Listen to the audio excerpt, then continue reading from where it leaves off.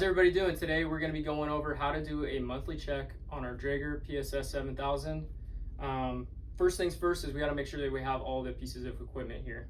So I have my SCBA mask, my cylinder and pack, I have my monthly check sheet, a pen to document, and MOLLE code.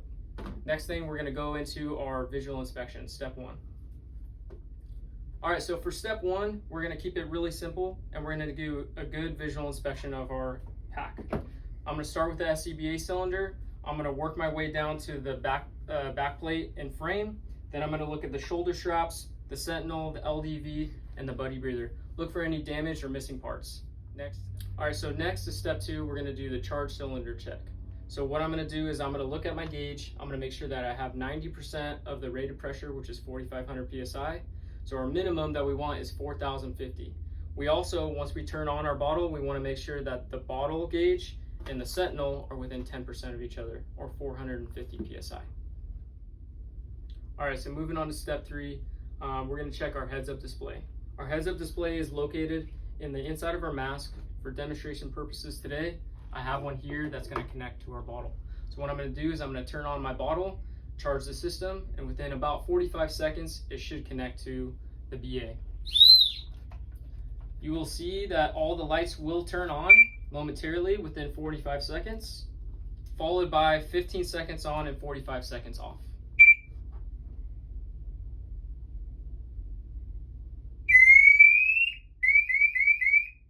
As you can see, all of the lights are on, followed by a full bottle, which will have the 4 lights here.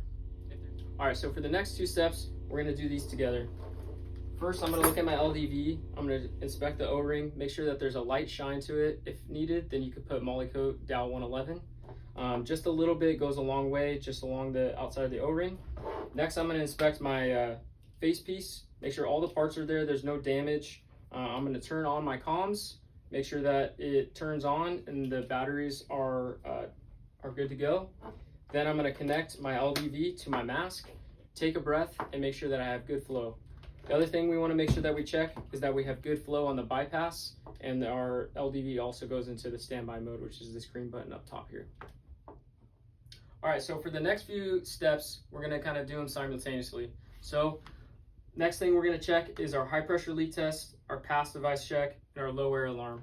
So now, since my bottle is on, I'm going to go ahead and close my bottle. And I'm going to wait 20 seconds. After 20 seconds, if we should see a drop of more than 300 PSI, then that would fail our high pressure leak test. Simultaneously, while this is going on, we're also going to check to make sure that our pass alarm goes on automatically, which should also be around that time as well.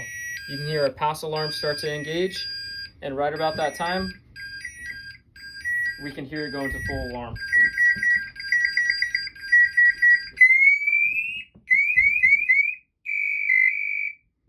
So now that we've checked our high pressure leak test, there was no more than 300 PSI within 20 seconds. Our pass alarm went off with the motion, and then we're also going to manually with the front button on the Sentinel as well. Reset our pass alarm, and lastly, we're going to check our low air alarm and our whistle. So we're going to put our hand over the outside of the LDV. I'm going to press my European bypass valve.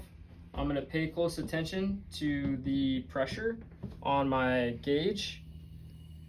There should be a halfway point alarm. That's the halfway point. And then our low air alarm should go off between